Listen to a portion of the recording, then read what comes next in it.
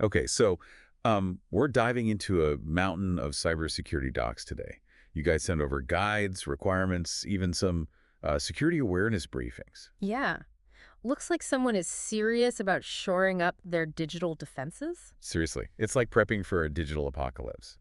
But hey, I'm here for it. Let's do this deep dive. You got it. And it's a good thing, too, because, these sources don't sugarcoat it. Oh, really? Not at all. They point out that cybercrime is, well, it's becoming more common, way more common, and the tactics, they're evolving constantly. Like, it's getting harder and harder to stay ahead of the bad guys. So no more leaving our digital doors wide open then. Right. And that's where cyber essentials comes in. This term, it's everywhere in these documents. Have you noticed that? Yeah, definitely. It's like the cybersecurity buzzword of the day. Yeah.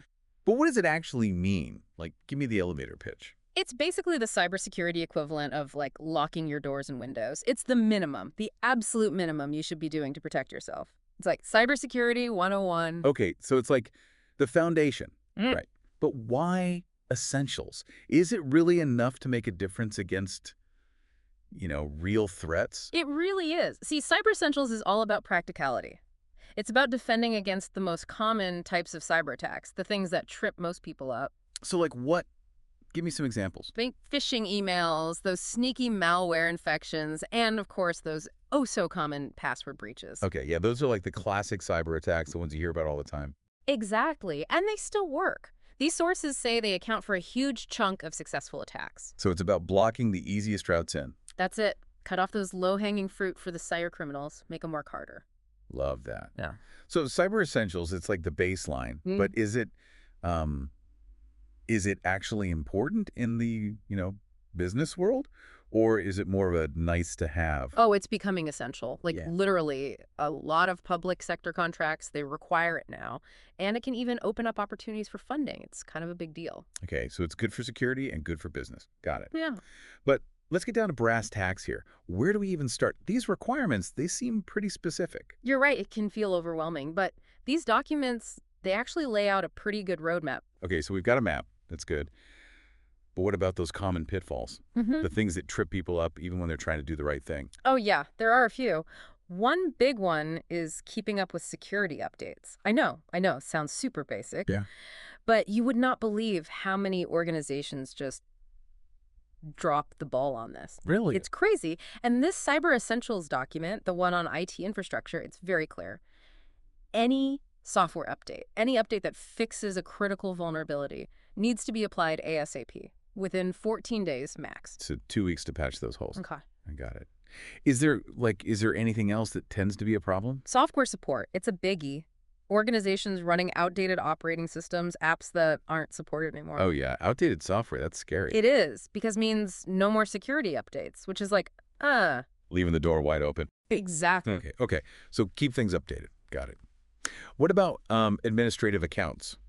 Any golden rules there? This user access control section in the Cyber Essentials document, it's very clear. Don't use the same account for, admin stuff like installing software as you do for everyday things, like checking email, browsing the web. Bad idea. Oh, yeah, that makes sense. So separate accounts for separate tasks. Check. What about personal devices? Like if I check my work email on my phone, does that mean my phone has to be, Cyber Essentials compliant too? Bingo. You got it. This is where things get a little tricky, and this Trustee's Guide to Cyber Essentials really highlights the challenges, especially when you're talking about trustee or volunteer devices. Basically, if a device is used for work at all, even just occasionally, it falls under the umbrella of Cyber Essentials. Wow, okay. So even my phone needs to be secure. That seems intense. It really emphasizes, I think, the need for strong security measures across the board. We're talking strong passwords, multi-factor authentication, making sure devices are configured properly. Okay, starting to see how important this is. Now, speaking of important, this document on supply chain security has me a little freaked out, to be honest.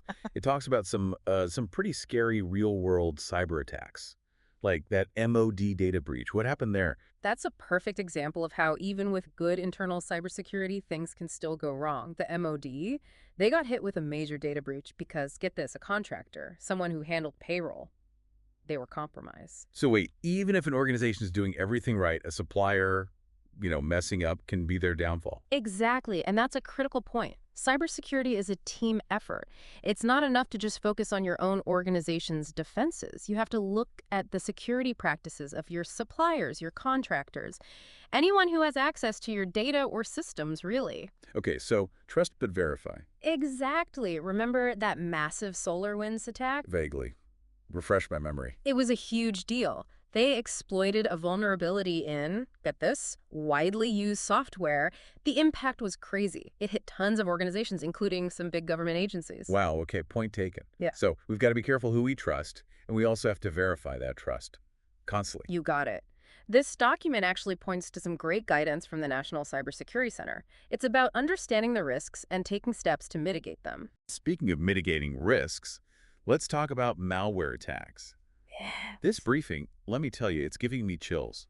Yep. Ransomware, spyware, even cryptojacking. It's like a minefield out there. Seriously, where do we even begin to protect ourselves from all of that?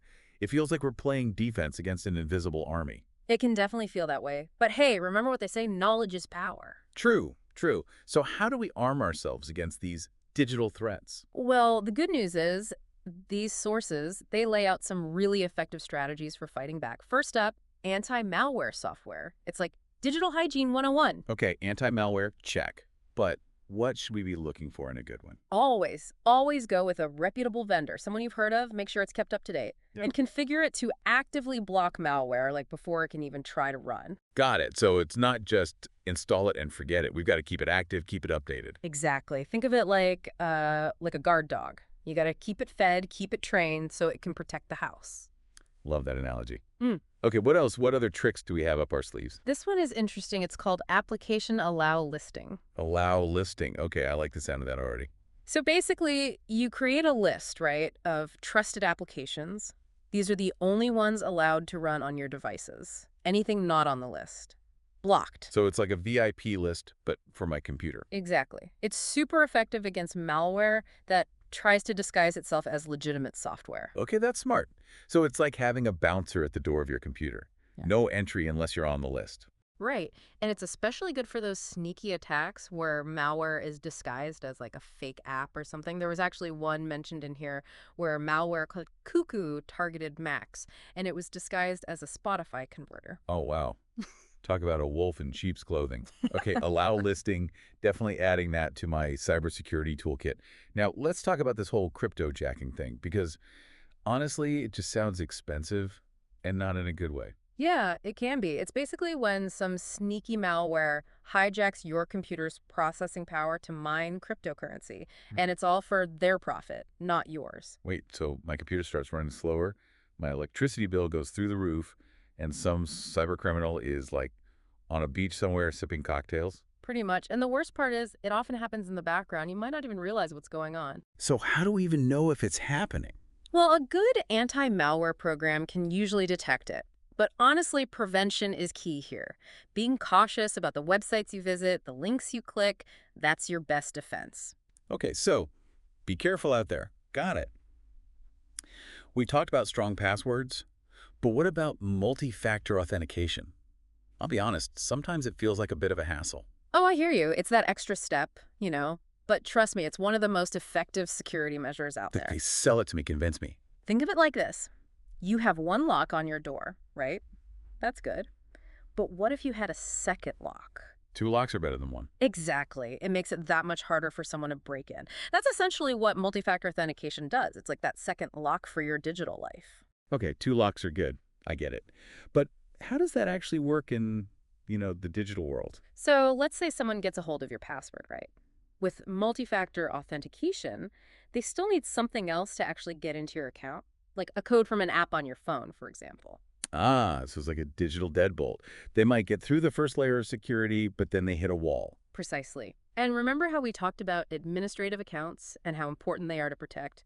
The Cyber Essentials requirements, they really hammer home the need for multi-factor authentication, especially for those accounts. Makes sense. And if we loop back to our discussion about supply chain security for a second, wouldn't it make sense to require multi-factor authentication for any third-party accounts that can access an organization's systems? 100%. It all ties back to that principle of least privilege. limiting access, enforcing strong authentication. It's all about creating layers of defense. Okay, I like that. Layers of defense. So even if one layer fails, the others are still there. It's like a safety net. Exactly. You're thinking like a cybersecurity pro now. Well, I'm learning from the best. One thing that really stood out to me in all of these documents is the emphasis on documented procedures.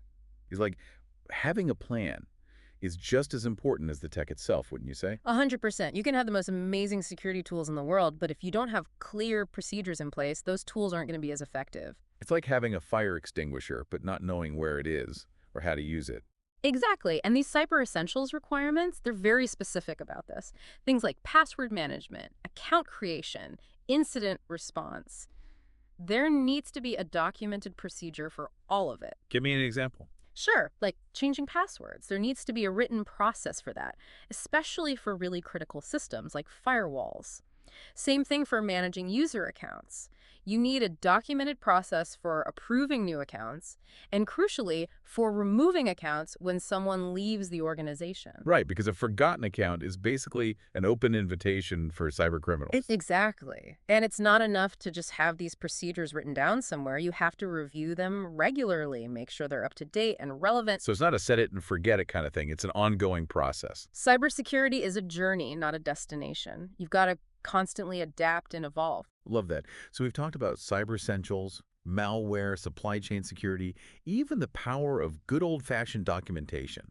It's a lot. It is a lot, but it's all connected. So as we start to wrap up this deep dive, any final words of wisdom for our listeners, before we release them back into the digital wild?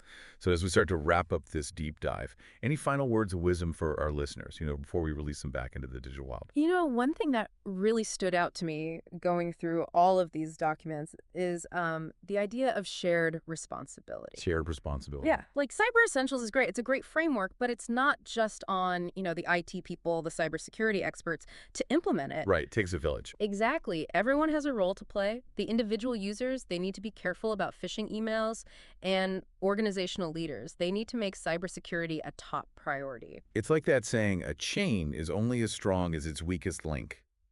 And in the digital world, there are a lot of potential weak links. Absolutely. It could be anyone, someone using an old laptop, a supplier with, not so great security, or even like a CEO clicking on a bad link. We all need to work together, share what we know, and help each other stay safe. So true.